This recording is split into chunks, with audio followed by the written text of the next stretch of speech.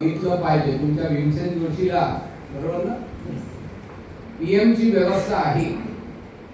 तुम्ही जर डॉक्टरांना पत्र दिलं तर आपण जाऊ तिथे बघू शकतो आणि आपण त्याच्यातून खूप गोष्टी शिकू शकतो.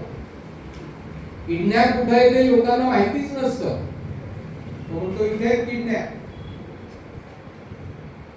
हार्टचं लोकेशन काय आहे माहिती नाही, हार्टचा आकार काय आहे माहिती नाही.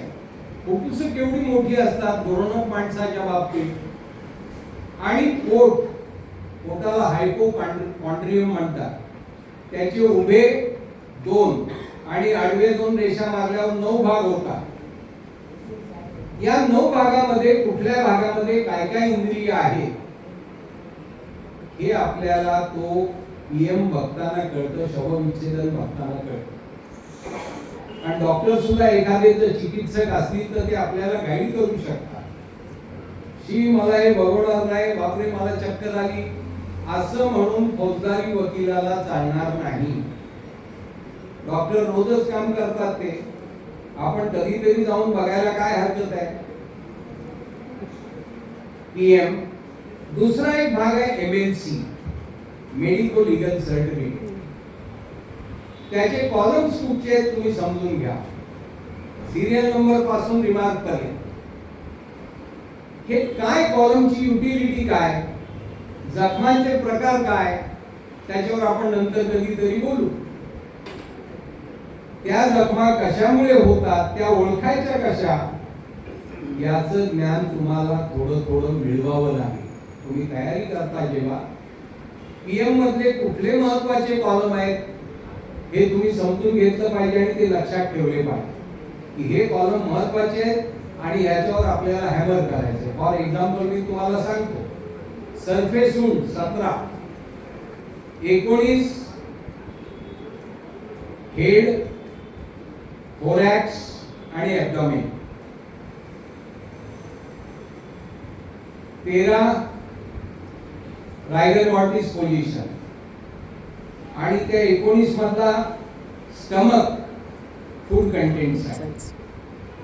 आणि माणूस मरण पावल्यानंतर कालांतराने 12, 13, 14, 15 तासामध्ये depending upon the heat condition, काश्मीरमध्ये बॉडी स्टिफन व्हायला म्हणजे रायगर मॉर्टिस डेव्हलप व्हायला 20 तास लागतील.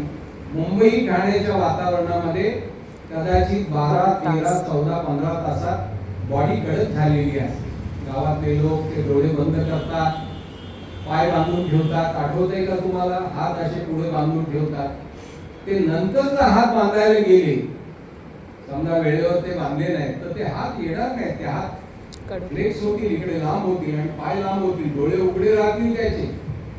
म्हणजे जी माणसं साथ घालायला येतील ते डोळे उघडे बघून टेरिफाय तरी होतील, नाही तर हसतील तरी. मोठी कॉमेडी सीन निर्माण होईल.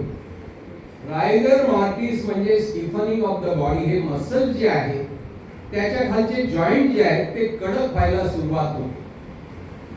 आपल्याला माहिती असलं पाहिजे. सरफेस वुंड ह्या इंटरनल इंजुरीजची 17 कॉलम 19 नंबरच्या कॉलमशी कनेक्टेड आहे का हे शोधायला पाहिजे. आणि लास्टला कॉज ऑफ डेथ, ते प्रॉबेबल कॉज ऑफ डेथ आहे. मेडिकल एव्हिडन्स जो आहे हा ओपिनियन एव्हिडन्स आहे. हा काही फॅक्ट्स वरचा एव्हिडन्स नाही. Because doctor is not an eye witness to the facts what has happened, to the circumstances as to what has happened. He gives an opinion but it is an expert opinion. आणि त्या ओपिनियनला धरून डॉक्टरने सांगितलं MLC मध्ये अमुक मध्ये अमुक injury जी आहे ती ग्रीवियस आहे, अमुक आहे ती सिंपल आहे. He has given opinion, he has gone back to his hospital.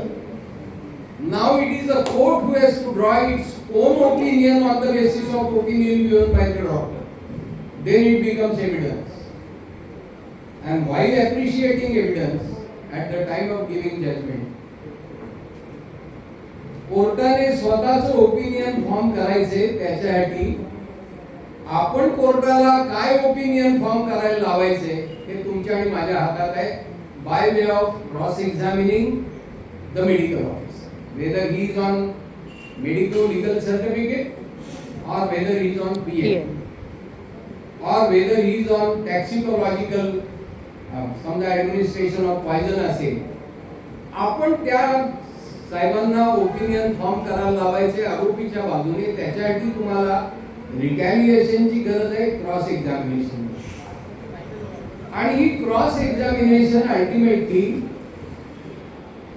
आपण जेव्हा एका केस मागून दुसरी केस चालवतो, आपण जेव्हा ह्या बारमधल्या सिनियरना फॉलो करतो, त्यावेळेला ऑटोमॅटिकली आपली क्रॉस डेव्हलप होत जाते. क्रॉस मध्ये प्रोज अँड कॉन्स आपल्याला कळत जातात. तर हे मेडिको लिगल सर्टिफिकेट आणि पीएमच्या बाबतीत